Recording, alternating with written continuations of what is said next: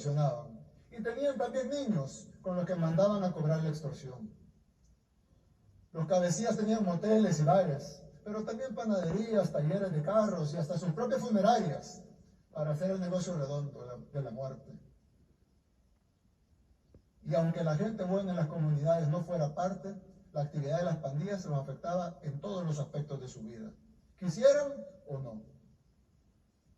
Los pandilleros aprendieron a sacarle rédito a la política corrupta. Recibían dinero por votos, por movilizar gente. Aquí hay algunos casos, incluso documentados en video. Negociaron que las cárceles fueran prostíbulos, también está en video. Y ordenaban muertes desde esos lugares donde se suponía que las fuerzas de seguridad tenían el control, al menos en las cárceles, pero ni siquiera eso. Desde ahí ordenaban las muertes y eso también está documentado. ¿Cuántos niños salvadoreños nacieron, crecieron y murieron sin ni siquiera poder ir a jugar una tan sola vez al parque? Porque había una frontera imaginaria en su colonia que se los impedía. ¿Cuánto dinero se invirtió en nuestro país por tantos años para hacer diagnósticos y planes de seguridad que nunca funcionaron? ¿O funcionaron?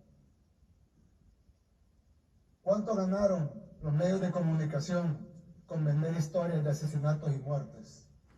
Y todo esto solo fue posible por un sistema que se autoprotegía. La muerte hizo a algunos muy ricos, mientras la mayoría de familias vivían encerradas con miedo, en comunidades donde todos los días estaba de luto. Esos traumas que nos dejaron tantas décadas de violencia nos llevarán muchos años a sanar. Si no lean la encuesta de salud mental, la primera que se hace en el país, que hizo el Instituto Nacional de Salud, ahí podrán confirmarlo. Yo lo he dicho varias veces, cambiar un país toma tiempo. En especial un país con tantas urgencias de todo tipo. Por eso, tuvimos que crear nuestro propio método, sin permitir que nadie, nacional o extranjero, nos ordenara qué hacer. Sin tener que cumplir compromisos bajo la mesa, porque los únicos poderes detrás de este gobierno han sido siempre Dios y el pueblo.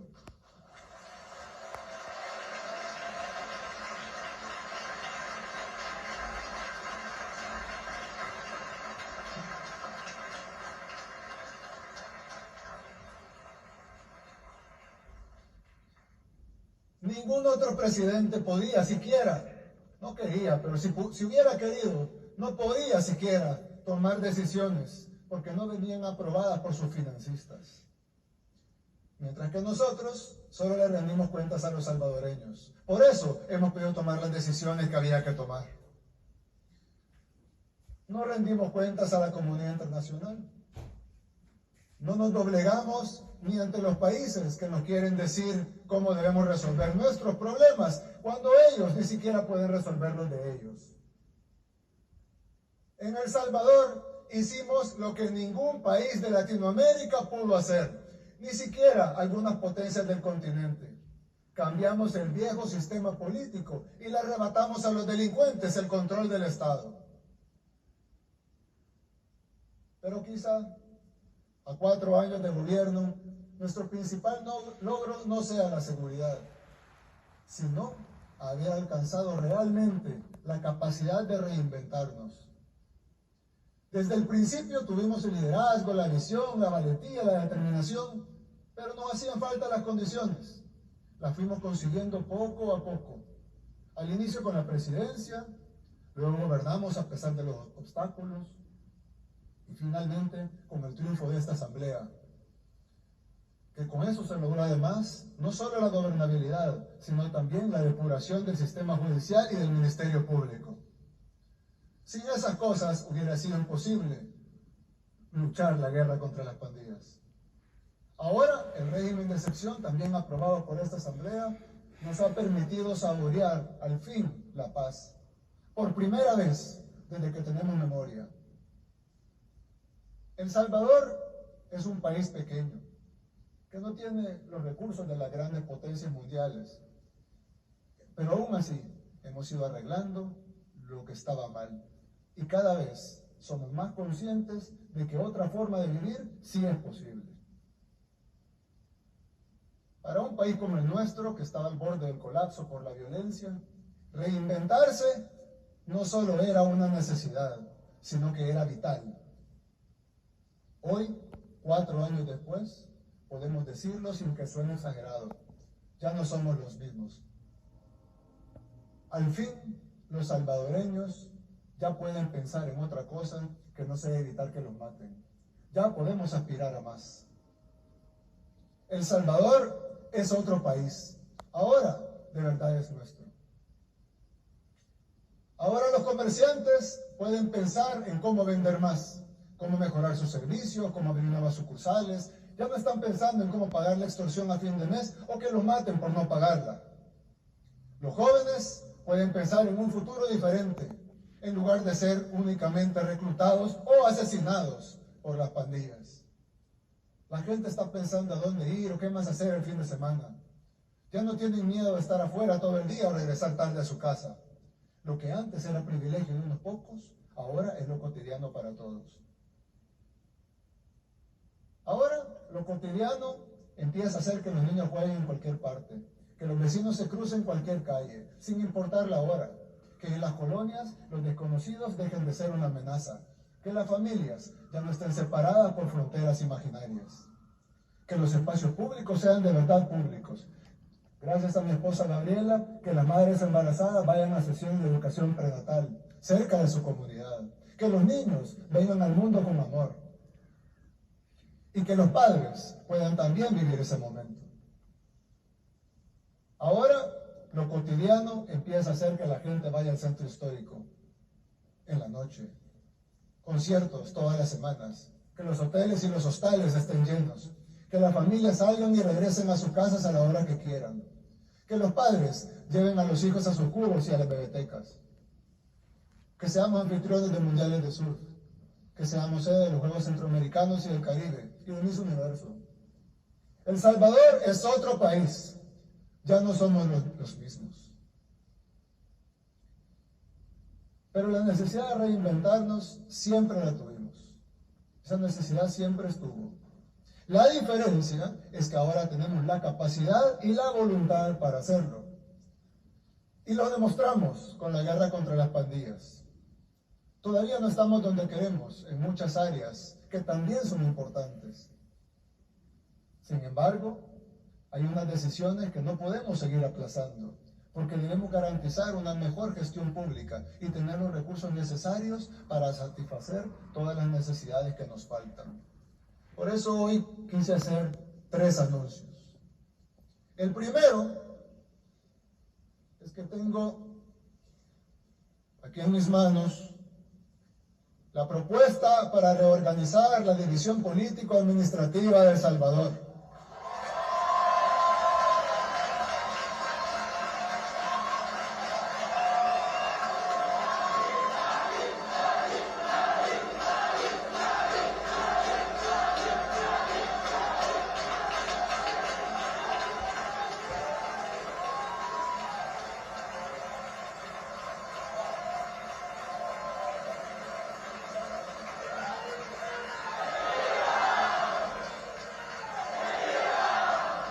Vamos a reducir el número de alcaldías del país de 262 a 44.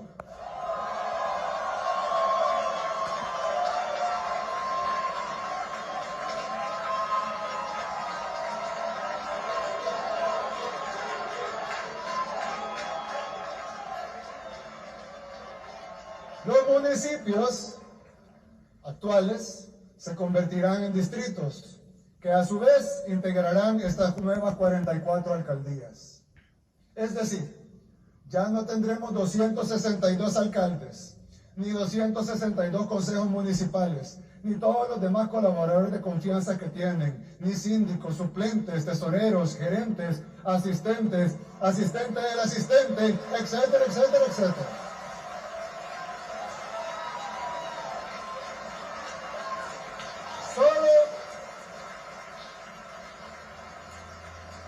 Solo tendremos 44 alcaldes con sus respectivos consejos municipales. ¿Cómo es posible que en un país tan pequeño, de apenas 21.000 kilómetros cuadrados, tengamos 262 municipios? Todos con planillas y gastos administrativos que en la mayoría de casos superan incluso la recaudación de impuestos. Es decir, no queda un centavo para obras. A eso sumémosle que muchos alcaldes solo se dedican a robar. O a ver qué beneficio personal sacan de los recursos de la gente. Y por otro lado, algunos alcaldes honrados que quieren trabajar y que quieren hacer mejores obras, porque los hay, no la mayoría, pero los hay, no reciben tanto dinero como otros municipios, con más negocios, con más servicios, y por lo tanto tienen una menor cantidad de impuestos o de presupuesto. Pero quiero dejar claro algunos puntos.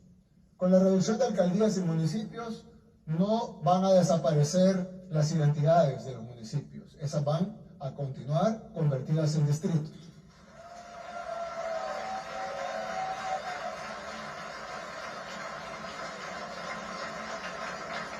Tampoco desaparecerán las oficinas que todo el mundo conoce, que actualmente hay en cada municipio. Seguirán ahí, no tendrán que ir más lejos a hacer un trámite. Lo harán en el mismo lugar donde siempre lo han hecho. Las tasas municipales continuarán siendo las mismas en cada distrito, sin incrementos, por decreto.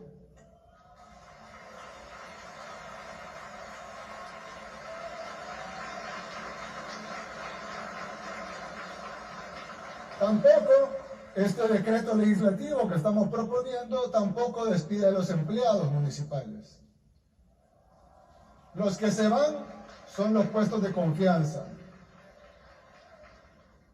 El nombre de los municipios no cambiará, ya que continuarán siendo distritos y podrán seguir celebrando sus mismas fiestas y tradiciones de siempre. Ahora bien, esta decisión sí nos va a permitir varias cosas.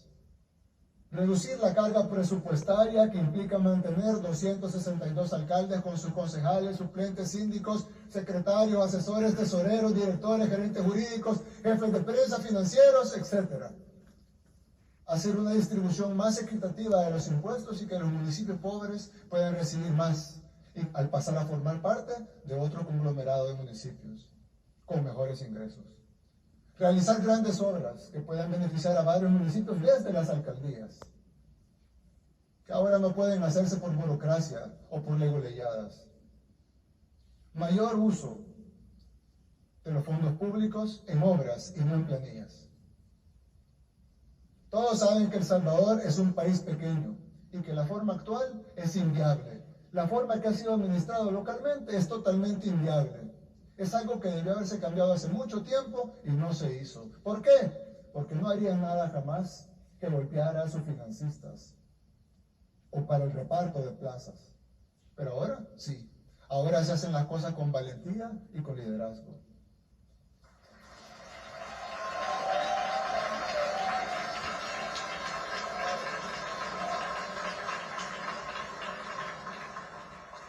Hay otra ventaja. Y es que ahora van a poder elegir mejores alcaldes y también fiscalizarlos. Más fácil elegir 44 que 262. Es más fácil fiscalizar 44 que 262. Por eso deberán trabajar más arduo y con más honestidad que antes, sin distinción. Y la gente podrá escoger a los mejores. Todos los municipios tendrán oportunidades equitativas para crecer. El segundo anuncio que les traigo es, ustedes tendrán que votarlo, por supuesto, esta es una propuesta, espero que pase, para reducir este órgano a 60 diputados.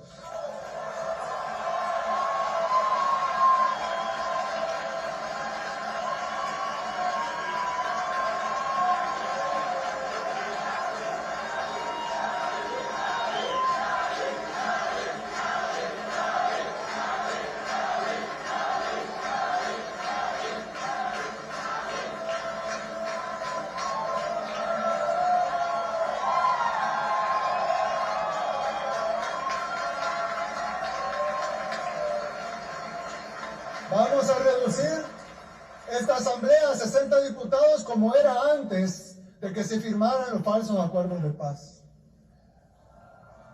¿Se fijaron cómo no se levantaron los de la esquina? Esta asamblea tenía 60 diputados. No es un número antojadizo que nos hemos inventado o que se nos ocurrió en el gobierno. Esta asamblea tenía 60 diputados. Pero Arena y el FMLN, en esa farsa que hicieron llamada Acuerdos de Paz, financiada además por todos los organismos internacionales, como el gran logro del país, cuando todos los salvadoreños saben que solo nos costó sangre y subdesarrollo. Pero Arena y el FMLN, en esa farsa que firmaron, en su momento añadieron 24 diputados más a la Asamblea Legislativa para asegurar en los curules de sus amigos sin perder los otros curules. Mantener todos los salarios y sus privilegios y dejando entrar a la mesa al FMLN, que fue lo único que se cumplió de los acuerdos de paz, darles a ellos su tajada del pastel. Ese incremento de los diputados incluso fue declarado inconstitucional por una pasada Sala de lo Constitucional. ¿Y qué hicieron los diputados? No les importó. Cambiaron la ley y quitaron la plancha nacional y lo que hicieron fue incrementar los diputados por departamento para mantener siempre los 84 diputados que se habían repartido. Ahora venimos a corregir esta plana. Ambas propuestas, y espero que así sea, deberían estar aprobadas y en marcha antes de las elecciones generales del 2024.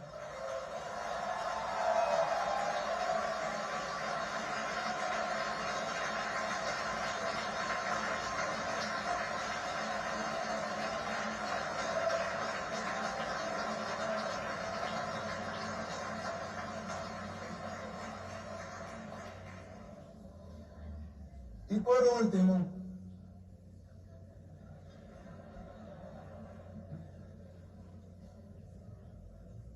último, quiero anunciar algo que es aún más importante que las dos cosas que dije anteriormente.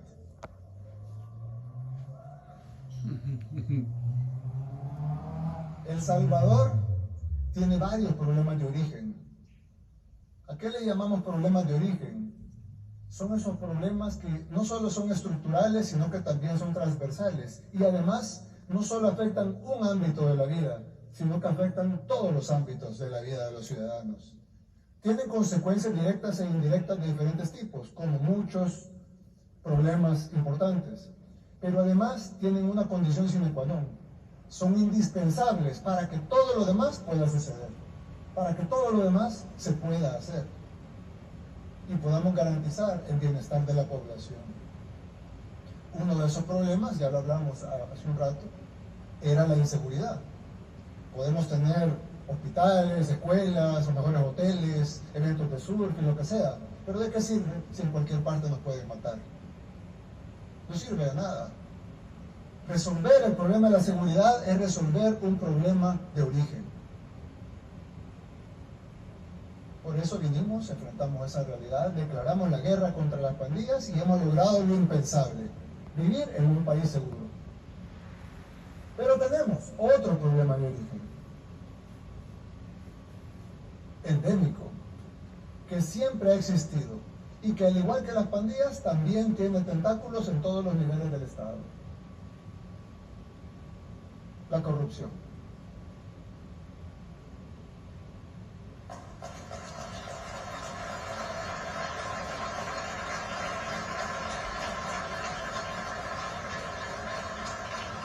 Así como la delincuencia, la corrupción afecta todas las áreas de la vida. Un país no puede funcionar si hay corrupción. No nos deje invertir en soluciones y proyectos para la gente, y mucho menos en grandes obras que nos permitan crecer más rápido y frenar el letargo del subdesarrollo en el que nos mantuvieron. Pero la corrupción también es un problema, no solo por lo que los funcionarios roban, sino porque se necesita tiempo para hacerlo. En este país, los corruptos pasan pensando todo el tiempo en cómo hacer para sacar más dinero de las arcas del Estado. Y no gobiernan, Están gobernando, pero no gobiernan. Y si no, regresen al pasado y vean lo que se hizo en los últimos 5, 10, 15, 20, 30, 40 años. Y ojo, para que exista el funcionario corrupto, generalmente también hay un empresario corruptor. En la mayoría de los casos, tiene una tajada más grande incluso que el funcionario. Paga 1 millón para robar 10 millones. Así que, mi tercer y último anuncio, el más importante de los 3 que daré esta noche, es que hoy declaramos la guerra contra la corrupción.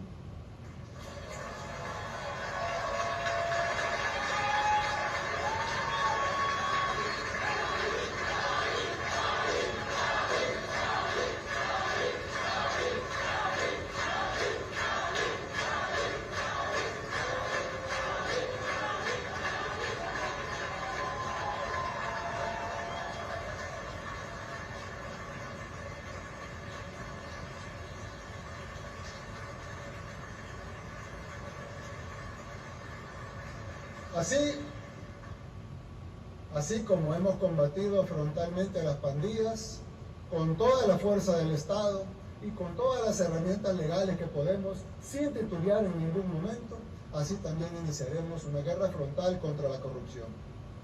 Así como desplegamos fuerzas de seguridad del Estado y acorralamos a los pandilleros hasta llevarlos a la cárcel, así también actuaremos con los delincuentes de cuello blanco, vengan de donde vengan.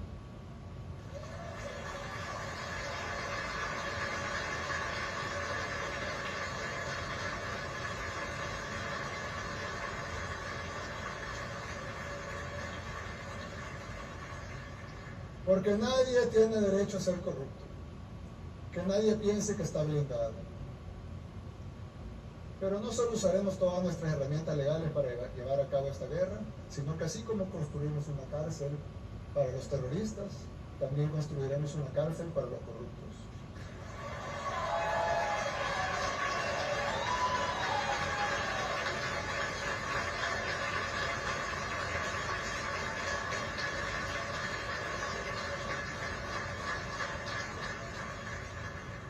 Incautaremos todo lo que tengan y haremos que devuelvan lo robado.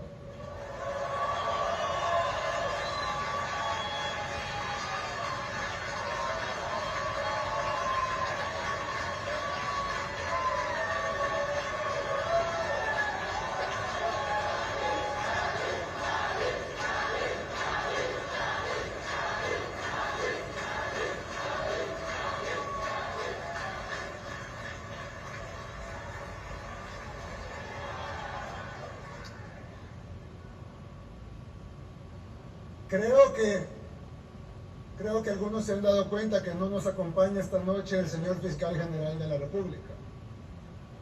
Es porque en este momento el Fiscal General se encuentra allanando y extinguiendo el dominio de todas las propiedades de Alfredo Cristiano.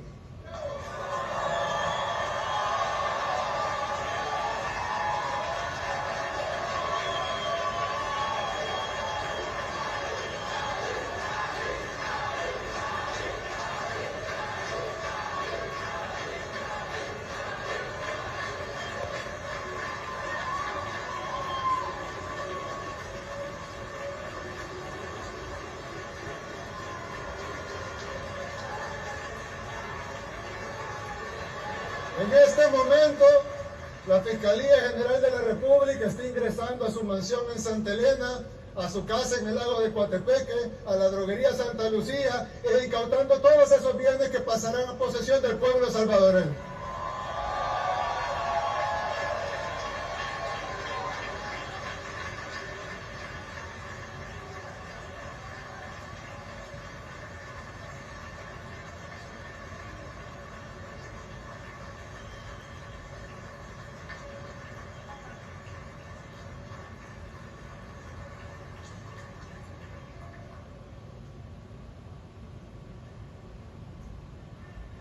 Pero este no será el único, por supuesto. Reinventarnos significa hacer lo que nadie antes tuvo el valor de hacer. Obligar a uno de los mayores corruptos de nuestra historia reciente a que devuelva lo robado.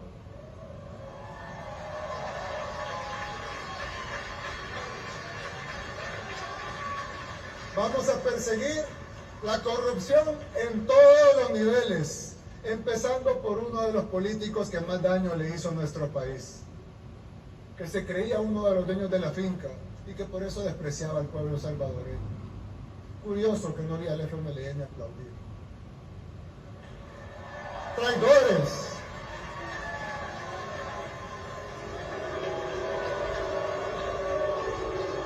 Traidores.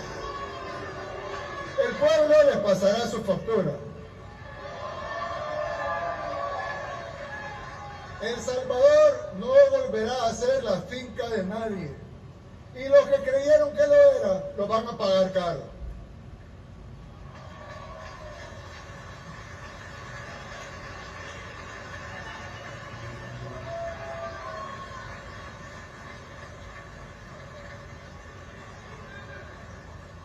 No importa si robó hace 1, 5, 10, 30 años.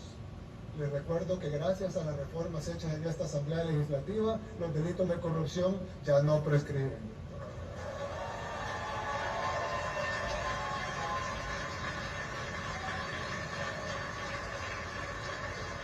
Así que vamos a ir tras cada corrupto en este país. Los vamos a obligar a pagar el daño que le han causado al pueblo salvadoreño, de la misma manera que estamos erradicando a las pandillas. De esa misma manera, no vamos a titubear para erradicar la corrupción. Con Dios y el pueblo de nuestro lado, vamos a lograrlo. El Salvador ya es otro país. Este es solo el inicio. Ya no somos los mismos. Que Dios los bendiga a todos. Muchas gracias.